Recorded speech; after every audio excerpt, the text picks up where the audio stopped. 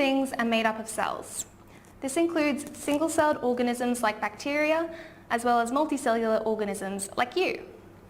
The simple cells which evolved first are called prokaryotic cells.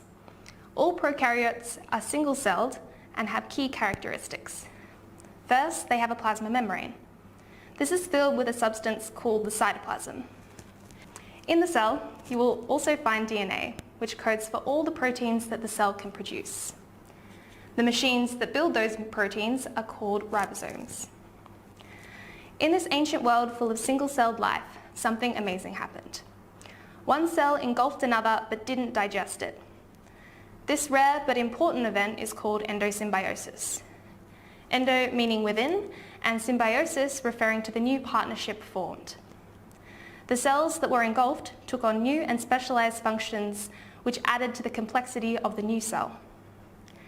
These more complex cells are called eukaryotic cells. They contain several membrane-bound organelles which perform specialized functions.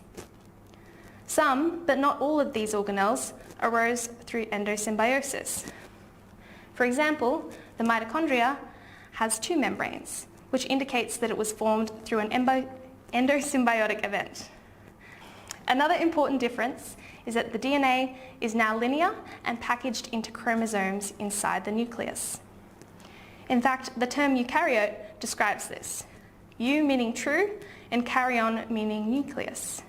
In contrast, the pro in prokaryote describes that they arose before the nucleus. These simple prokaryotic cells are the evolutionary ancestor of eukaryotic cells, which allowed for the evolution of complex multicellular life.